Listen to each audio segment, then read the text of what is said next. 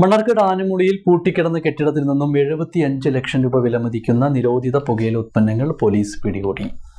ജില്ലാ പോലീസ് മേധാവിക്ക് ലഭിച്ച രഹസ്യവിവരത്തെ തുടർന്ന് മണ്ണാർക്കാട് പോലീസ് സ്റ്റേഷനും ലഹരിവിരുദ്ധ സ്ക്വാഡും ചേർന്ന് ആനമൂളി പെട്രോൾ പമ്പിന് സമീപമുള്ള അടഞ്ഞുകിടന്ന കെട്ടിടത്തിൽ പരിശോധന നടത്തുകയായിരുന്നു. പരിശോധനയിൽ 93 വലിയ ചാക്കുകളിലായി സൂക്ഷിച്ചിരുന്ന 1,03,500 ഹാൻഡ്സ് പാക്കറ്റുകളാണ് പോലീസ് സംഘം പിടികൂടിയത്. മണ്ണാർക്കാട് SI ശ്രീജിത്തിന്റെ നേതൃത്വത്തിലാണ് പരിശോധന നടന്നത്. കെട്ടിടം മണ്ണാർക്കാട് കുന്തിപ്പുഴ സ്വദേശി നൌഷാദിന്റെ ഉടമസ്ഥതയിലാണെന്ന് പോലീസ് കണ്ടെത്തി.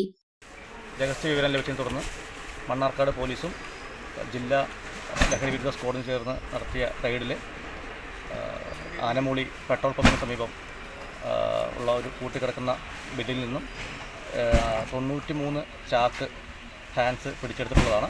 93 ചാക്കുകളായിട്ട് 1,39,500 പാക്കറ്റുകളാണ് പോലീസ് പിടിച്ചെടുത്തിട്ടുള്ളത്. ഈ ബിൽഡിങ് കുന്തിപ്പുഴയിലുള്ള നമ്പിയത്ത് നൌഷാദ് എന്ന ആളുടെ ഉടമസ്ഥയിലുള്ള ബിൽഡിങ്ങാണ്. ആളെ വിളിച്ചു വരുത്തി ബാക്കിയുള്ള നടപടികളാണ് പോലീസ് എടുക്കുന്നത്.